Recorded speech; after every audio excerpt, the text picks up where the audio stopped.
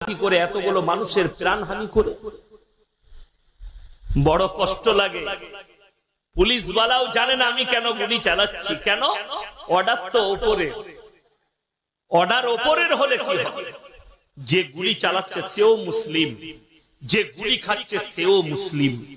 বাংলাদেশের মাটিতে 25 থেকে 30টা যুবক স্টুডেন্ট শহীদ হয়ে গেছে।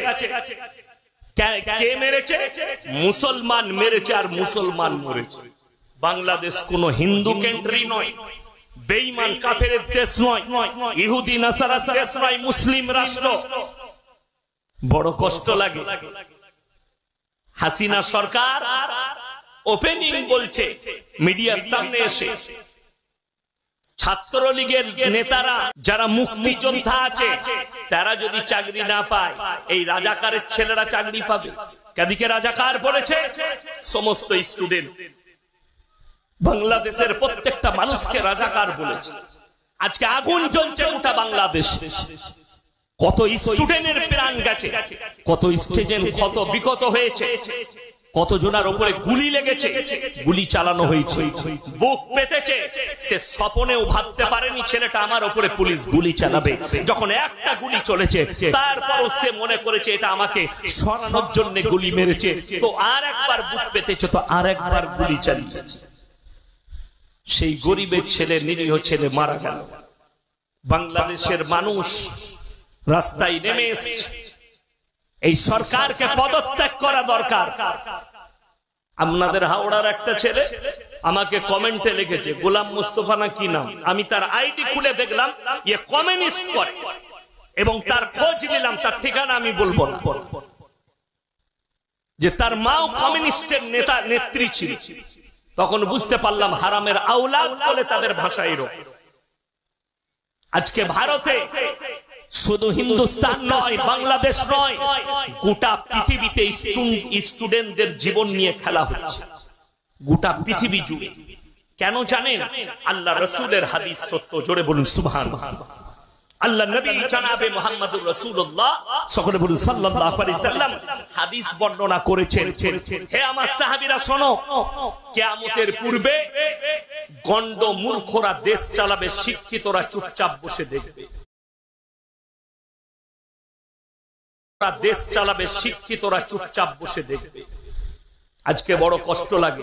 যে লোকটা সই করছে চাকরির পেপারে, সেই স্কুলের মুখ দেখে, সে একজন এমপি হয়ে যাচ্ছে, সে একজন মিনিস্টার হয়ে যাচ্ছে, আর যার কাগজটাই সই করছে সেই ছেলেটা বিকম AA এটাই হচ্ছে কিয়ামতের আলামত। আরে পৃথিবীর হালত কিভাবে পরিবর্তন হয়েছে বলে দিচ্ছি।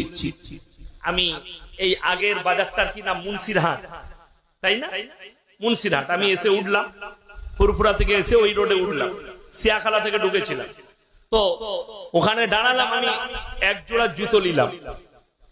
দেখে একটা কথা মনে পড়ল, আমাদের কলকাতায় চলুন, গোটা পৃথিবীতে কিতাবগুলো, বইয়ের দোকানগুলো, বইগুলো বিক্রি হয় টেবিলের উপরে, রাস্তার উপরে রেখে। কলকাতায় যাবেন কোর্টের পাশে, কলকাতায় চিতপুরে যাবেন, রাস্তার উপরে ফুটপাতে বই বিক্রি হচ্ছে, আর জুতো বিক্রি হচ্ছে কাঁচের ঘরের ভেতরে। এটাই কিয়ামতের আলামত। জুতো বিক্রি হচ্ছে কাঁচের ঘরে, কাঁচের শোরুমে, আর বই বিক্রি হচ্ছে রাস্তার উপরে।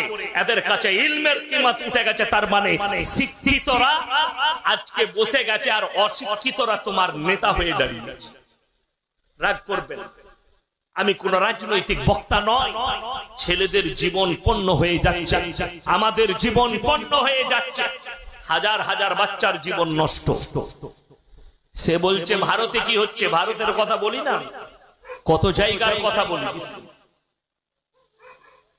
আজকে বলে দিই কেন মুসলমান নিজেরাই নিজেদের ঘরে আগুন লাগাচ্ছে। বাংলাদেশে ইজতেমা হয়েছে তাবলীগ জামাতে, সেখানে 11টা মার্ডার হয়েছিল। আজ থেকে 5 বছর আগের কথা বলছি, বিশ্ব ইজতেমা। 11টা মার্ডার কারা করেছে?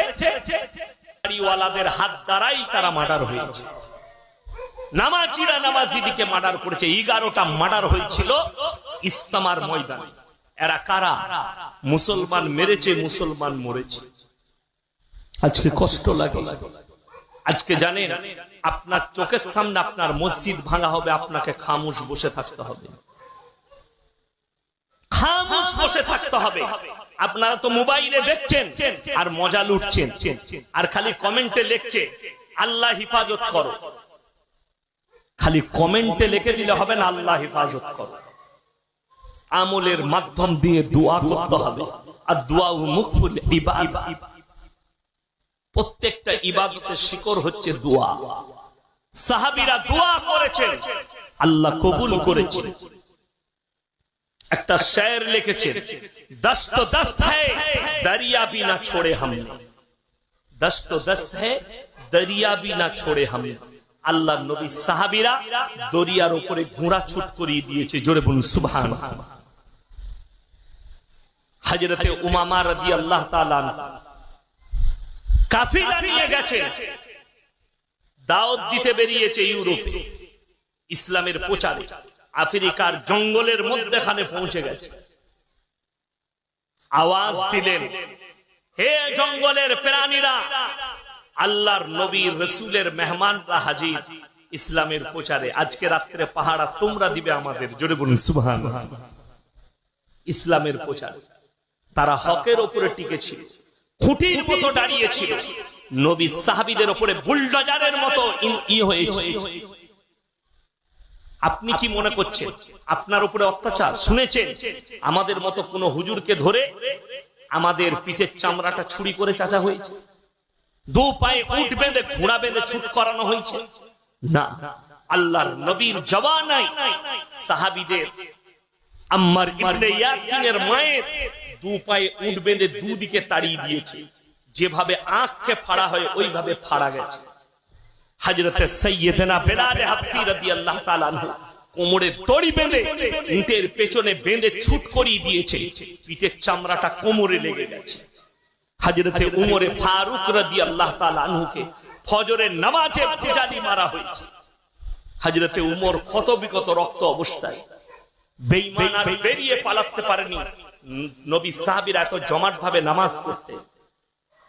যখন নামাজ শেষ হয়েছে তখন হযরতে উমর বললে, আমি কার দ্বারা ক্ষত বিক্ষত হয়েছি?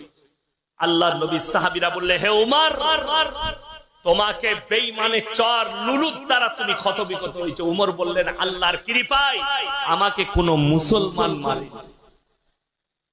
আজকে মুসলমানের রক্তর পিয়াসা, মুসলমানের দ্বারা মুসলমান আক্রান্ত। আপনি দেখেন পশ্চিম বাংলায় দেখুন, ভারত তো অনেক দূরের কথা, অনেক দূরের কথা। আপনি আপনার বাংলায় দেখে দেখুন, পার্শ্ববর্তী দেশ বাংলাদেশে দেখুন কি অবস্থা চলছে, হাহাকার চলছে। মিডিয়ার সামনে এসে বলছে, দেশের মানুষ যদি না চায় আমি পদত্যাগ করতে রাজি আছি। দেশের 100টার মধ্যে 100টা লোকই চাই হাসিনা যেন গদিতে না থাকে। তুমি আছো কি করে এতগুলো মানুষের প্রাণহানি করে? বড় কষ্ট লাগে।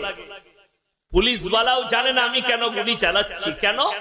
অর্ডার তো ওপরে, অর্ডার ওপরের হলে কি হবে? যে গুলি চালাচ্ছে সেও মুসলিম, যে গুলি খাচ্ছে সেও মুসলিম। ইসলাম আল্লাহর কসম করে বলছি 70 উপরে টিকে আছে। সাহাবীরা 70 উপরে টিকে ছিলেন, আল্লাহ বিজয় দিয়েছেন। 3 সাহাবী একদিকে আর 1000-এর বেশি বেঈমান কাফের একদিকে।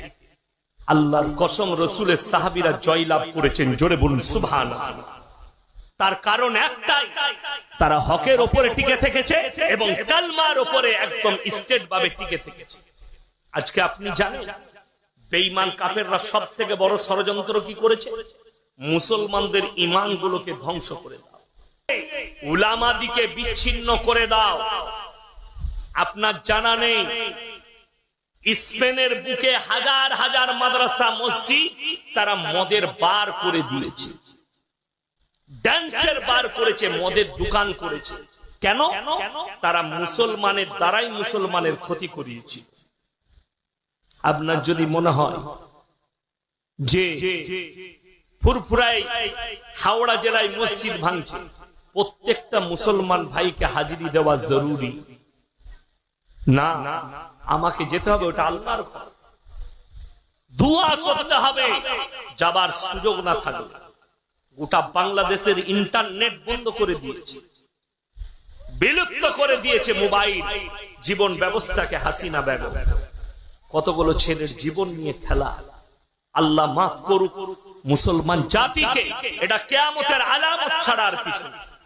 আপনারা মনে করছেন এরকম 100টা হুজুর নিয়ে এসে বয়ান করবেন, আমার পরে নয়, যদি 100 বছর জলসা করেন কিয়ামত কিন্তু কাছে।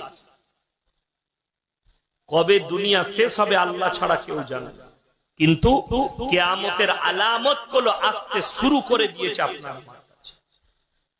1 নম্বর আলামত, যে আখরি জামানায় এক শ্রেণীর আলেম বের হবে, হুজুর বের হবে, যাদের দ্বারাই ইসলাম ক্ষতিগ্রস্ত হবে। তারাই হবে রাসূলের হাদিস জাহান্নামের খোরাক। প্রথম খোরাক হবে সেই হুজুররাই, সেই আলেমরাই। আমার মতো 100টা মৌলবি ধরা পড়বে কিয়ামতের দিনে।